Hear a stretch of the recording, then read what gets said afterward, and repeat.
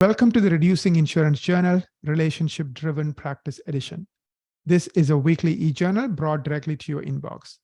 To subscribe, visit ridjournal.com. In today's issue, we are going to explore the topic, building patient relationships as a fee-for-service practice. You can also listen to us as a podcast on iTunes, Google Play, Amazon Music, or your favorite podcast tool. If you like video, subscribe to our YouTube channel, RID Journal. I am Naren Aurel Raja, your host for today's edition. My guest today is Ben Tunney, and this is a topic Ben has a lot of experience in. So I'm really looking forward to our conversation today, Ben. How are you doing?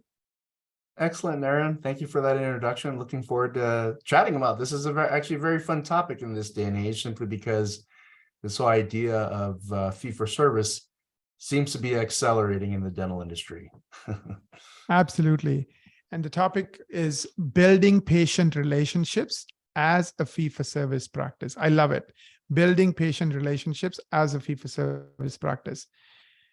And I think you're right. I think this trend is accelerating. It's like we all can get a coffee for 50 cents, but we chose to pay $5, stand in line, and get a coffee for $5 at Starbucks, right?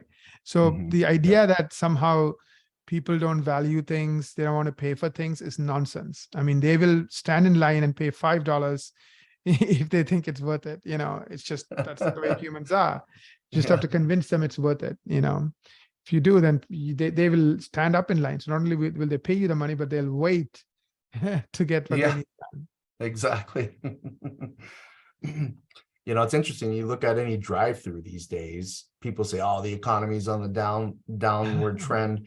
We don't go to drive-through a whole lot, but whenever we do go to McDonald's or Burger King or Taco Bell, the lines are long. People are spending, it's just all about priorities and what you mentioned, building that value proposition to influence people to buy with you. Exactly. So let me ask you a question.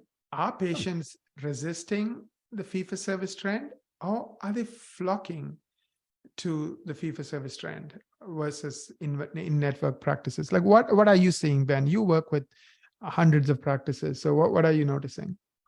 Absolutely. So, last year, so the data rolled out, state of California last year, with all the institutions that have been tracking doctors that have dropped Delta Dental. Over 2,500 practices have dropped out of Delta Dental in the state of California alone in the year 2022. The other stat that we've been following is when Cigna came out and did their fee cut last year and the year before, it's rumored that they lost closer to 30 to 40% of their network in some states. That's a significant drop in in-network status just with those two networks. And, we haven't even talked about the rest, like MetLife and others, in terms of the activity of doctors dropping out and going out of network. But the trend that we're seeing, Naren, is that doctors and team members that embrace this concept of building relationships with patients, those practices retain a far greater number of patients when you drop out of an insurance plan and embrace a more fee-for-service type of model. Are patients flocking to in-network practices? Absolutely. For practices that don't really focus on having solid relationships with patients, to where in the patient's mind, they're thinking, yeah, okay, you're going to go out of network. Number one question, does that mean I need to pay more? And if you have a relationship-based type practice, what you typically find is that the patients will answer their own questions. Am I going to pay more? Yes. And then the follow-up question to that for these patients is it worth it? And if you have a good relationship, the answer naturally is going to be yes.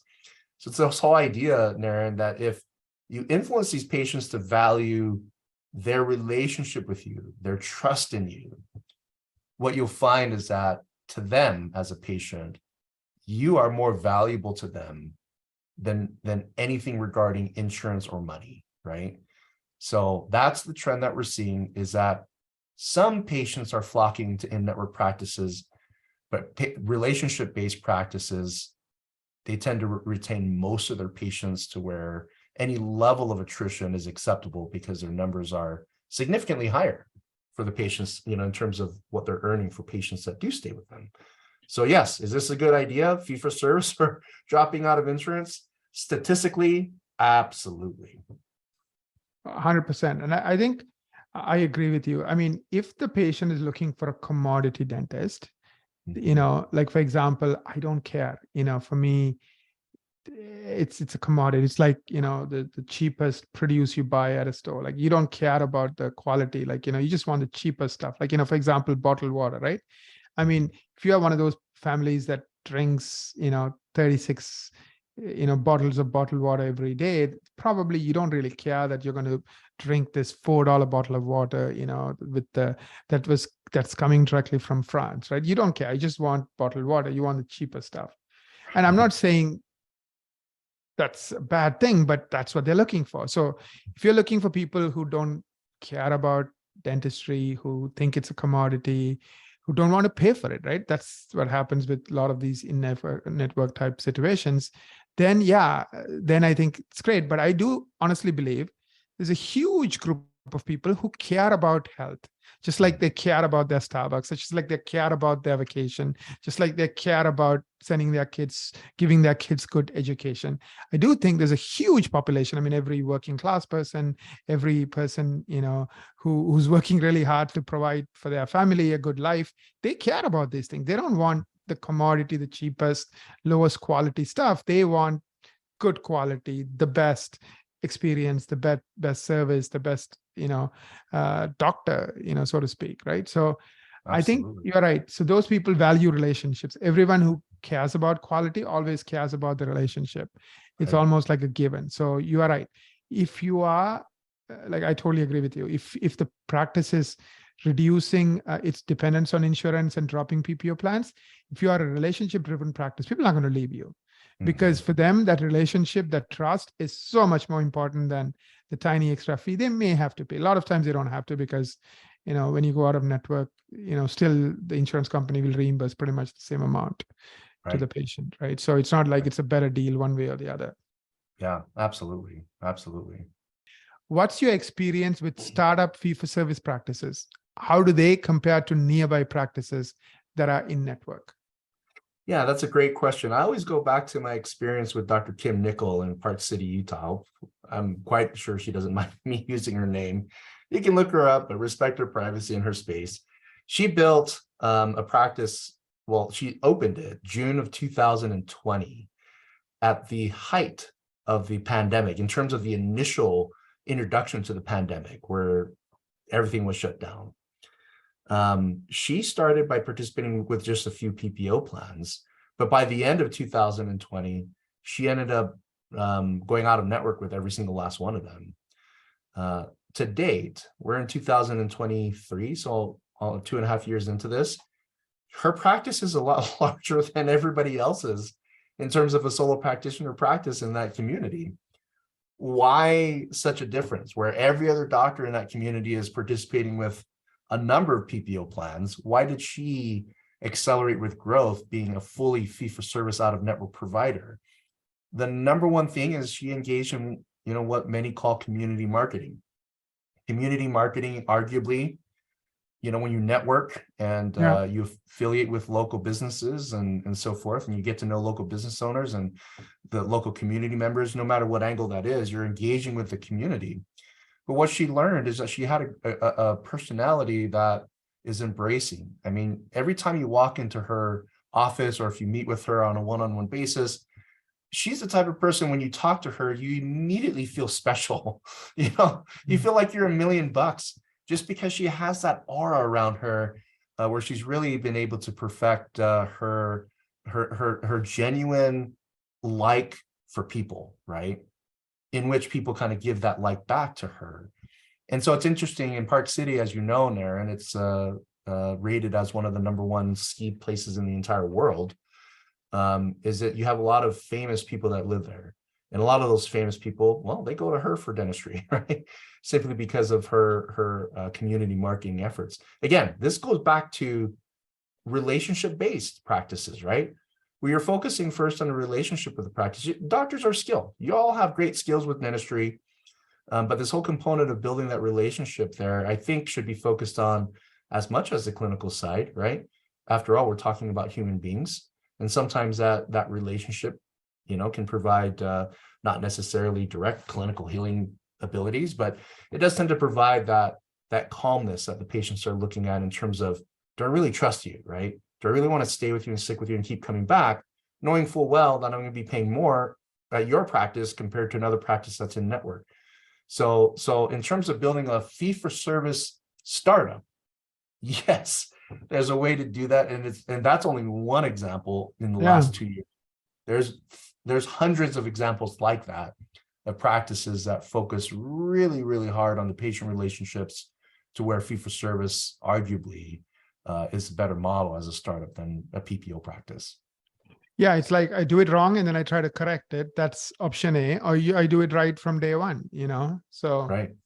I think Right. doing it right from day one, even though it might be a little bit more painful because you have to work a little bit harder to get it right, with the first try, but definitely it's less painful in the long term. Absolutely. What's the sticky factor with insurance patients who continue to stay even after you go out of network? I think the answer to that is trust. Right. There's there was this story of a friend of mine who's a big time marketing guy. Excuse me, not marketing. He's a coach in medical and dental, and he went in one day for a medical sort of assessment with his doctor, and he turned to the doctor and says, "I don't believe you. I don't want to do this." And the doctor turned to him and said, "How many years have you known me?"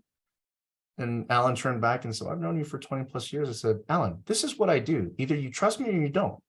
Either Right. you trust my opinion that I'm going to take good care of you, or you can leave," right? And that's more of an extreme situation. But Alan sort of responded to that by saying that kind of opened his eye to the fact that, his reaction was more out of fear of the cost and nothing to do with the trust that he had in the doctor that he was seeing, because he's known him for a long time. But trust, what I find is that when people trust you, financial arrangements can be worked out, right? For medical Right. procedures, dental procedures, there's all kinds of options with patient financing. And what I typically find is that when there's a need and there's value, well, it doesn't matter whether you're in network or out of network. If the patient trusts you and they trust team members, they trust the practice brand, the image, what you stand for, to me, that is the number one component as to why patients would stick with you, even if you drop their insurance plan. As they say, Naren, that it's a greater honor to be trusted than it is to be loved, right? A lot of people don't really understand that. It's Right. that I can love a lot of people, right? But I'm only going to trust those that I really, really know, right? And if you embrace that concept in your relationships in life in general, you'll find that your relationships will enhance, especially with people that you interact with that pay you for their services you provide. If they trust you, that's the optimum place to be with an individual, is gaining their trust, earning it, gaining it, and keeping it. That makes for a long-term patient. I agree. Now, getting people to trust you is not easy. You have to do what you say. You have to keep your promises. You have to be really good at what you do.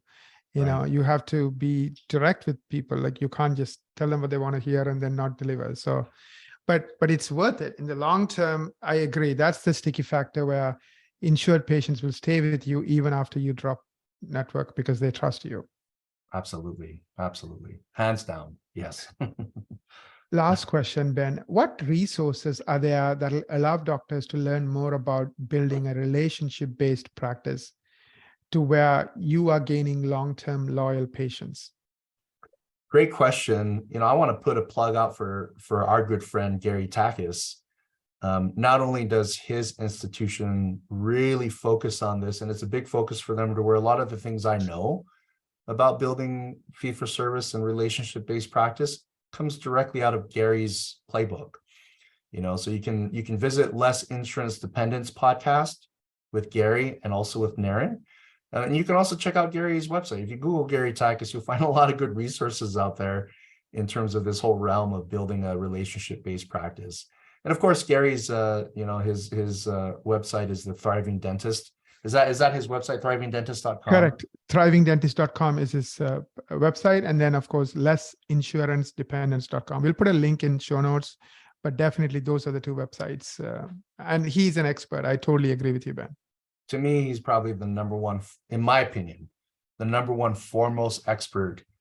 And I'm a student of that, of what he teaches, and this whole world of building a successful fee-for-service or a relationship-based practice. Absolutely. I couldn't agree more. When it comes to relationship-driven fee-for-service, dropping PPO plans one by one, I think there's nobody who knows more about these things than Gary, in all of dentistry. Yeah, absolutely. Thank you, Ben. I had fun with this episode. And not only did I learn a few things, but you opened my eyes to kind of, like, for example, you talked about the sticky factor is trust. I mean, that's a good point. I think like that's the difference maker, so to speak. So you shared a lot of interesting insights. So hopefully you listen to this podcast again. And if you love it, feel free to share it with your friends, write a review for us on iTunes or YouTube, and don't forget to subscribe. Also, if you're a dental speaker or a leader in an organization, don't forget to check out ridexperts.org, ridexperts.org. And the reason is ridexperts.org helps leaders of these organizations educate their members about reducing insurance dependence. So it's a great resource. Till we meet again, I'm your host, Naren Arul Raja.